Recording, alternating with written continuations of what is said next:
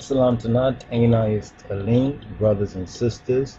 Brothers, especially the brothers, let's deal with anger management. Some sisters could also probably take some notes in this particular teaching and brief reasoning on a very important but often neglected, at least it's neglected to be dealt with in the proper way of dealing with this subject matter, and that's with and according to logic. The Metaf Kedus, the Holy Scriptures, is a logical text, a logical manuscript. So we need to begin to understand that and then act on that. You understand?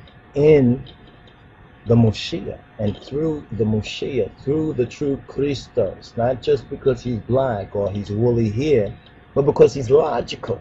This is why we should love the Moshiach. You understand? In the fullness. You understand? In spirit, in soul, and in body. So we've touched on the woolly hair of the Moshiach. We've spoken on his brass and Ethiopian and his bronze complexion. We spoke on his blackness. You understand that link? But now we need to touch on the logic. And this is going to be a brief reasoning on anger management. Anger management. So, Chavarim, Wandamoche, get your scriptures. And let's go to the book of Ecclesiastes, chapter 7, verse 9. And let's begin there and let's read.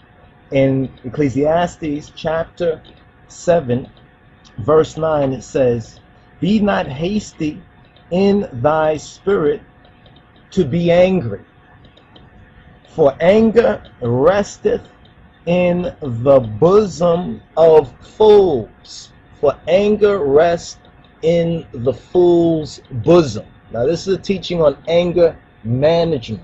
Very important subject matter for our brothers and sisters, especially the black brothers, especially the black male. You understand? The black male, the stigmatized black male. Yes, they've done us evil, but we need to get logical. We need to be logical about this. And the logos, the word of the Moshiach, in spirit and in truth. Now, the bosom. The bosom is the seat of love. The bosom, the breast, the heart is the seat of love. So the Christos, the Moshe, carries the lambs of the Beta Christian, the Aviata Christianat, in his bosom, according to Isaiah chapter 40, verse 11, where it says, "Men gawin in the renya yasemarala aboto chuna bekendu sebisbo bebibitu yishekamal Yemiyat abutinema bek esita yimarala." The Targum, the translation of that, Isaiah chapter 40 verse 11 says that he shall feed his flock like a shepherd in Renya. He shall gather the lambs with his arms and carry them in his bosom, and shall gently lead those that are with young. And he shall gently lead those that are with young, especially those who obey the Wengel, those who obey the good news. And this is a metaphor for the mothers, for the sisters, the daughters, the wives that have young children. The children need to get this wisdom. You understand? To get this wisdom so we can overcome this systemic anomaly. You understand? This perpetual, where it's a self-perpetrating curse, generational curse that the lost sheep, you understand, the lost lambs, the lost sheep of the Beta Israel have been under. So this is anger management. Ecclesiastes chapter 7 verse 9 is our key text. And let's also touch on this Bamarinya chapter 7 Mi'raf Sabat Kut'er Zetain. And it reads in the Midnabo, it says, "Be nefesih le kut'ad chikul atuhun kut'a be senefa bebita yarfalina." Now the Targum, the translation of that is, "Be not hasty in thy spirit to be angry." Be nefesih le kut'a chikul atuhun.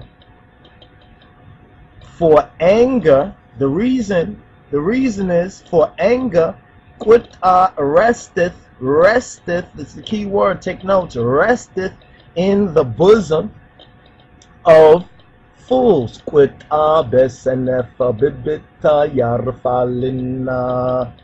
Now, the bosom, once again, the bosom, that chakra, the fourth chakra, the fourth seat of the seven seals within man, the bosom is the seat of love. That's the seat of righteousness. That's why it says that the wrath of man worketh not the righteousness of Elohim. Ha Elohim does not work the righteousness of God.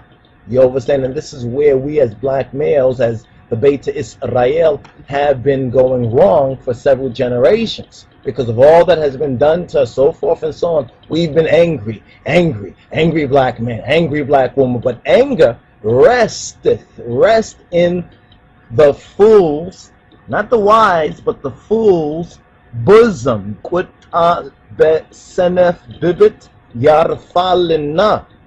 Now, the Moshiach carries the lambs of the Beta Christian in his bosom, Isaiah 40:11.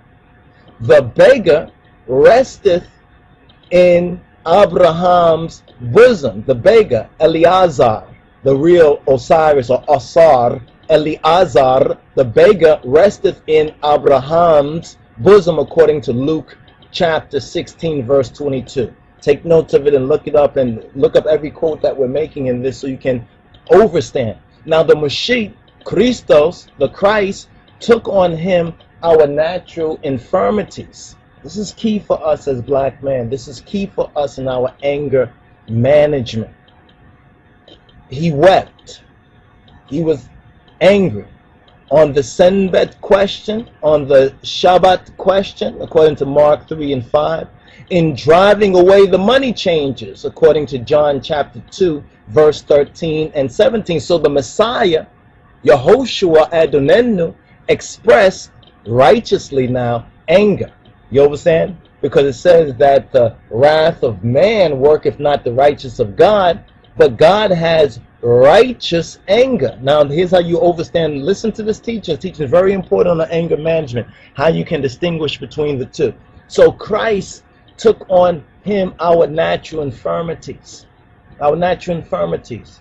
You understand? Our weaknesses. You understand? Just like he took on himself our complexion. He took on himself our woolly hair. You understand? He took on himself our infirmities as well as our nature. You understand? As well as the flesh of Mariam, the black virgin mother. Therefore, Christ was black. His mother was black, the black Madonna. You understand that? So he wept and he was angry.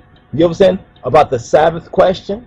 He drove away the money changes. You understand? Which shows us that there might be gall, as it's called gall, in a dove. A dove may have gall. You know, you understand? Passion without sin. Fire without smoke. And motion without disturbance. For it is not bare agitation. You understand? That the righteous anger is not bare agitation. Oh, I can't take that. Oh, I feel like doing something. No, no, no. But it's the sediment at the bottom which troubles and defiles the water. And when we see it windy and dusty, the wind does not make, but only raises a dust. See, the wind does not make the dust. See, it's not the wind. The wind doesn't create dust. The wind only raises it. The dust, the afir, the abrua.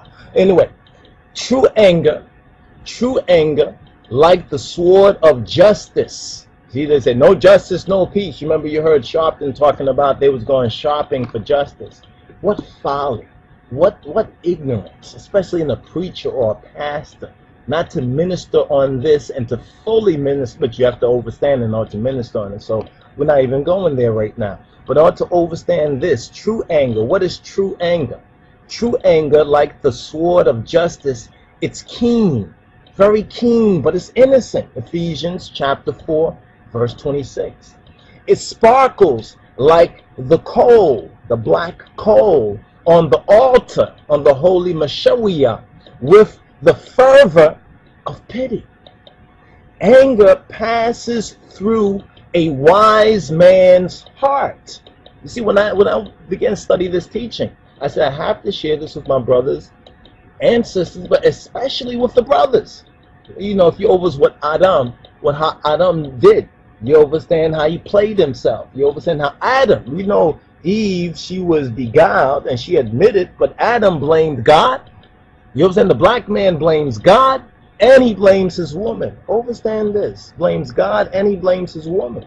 You understand? Now here's how we reverse the curse. You understand? Here's how we overcome the systemic anomaly that was not created by white supremacy, but only made much worse by white supremacy. So we're going to go on this reason. Check out the next part of this.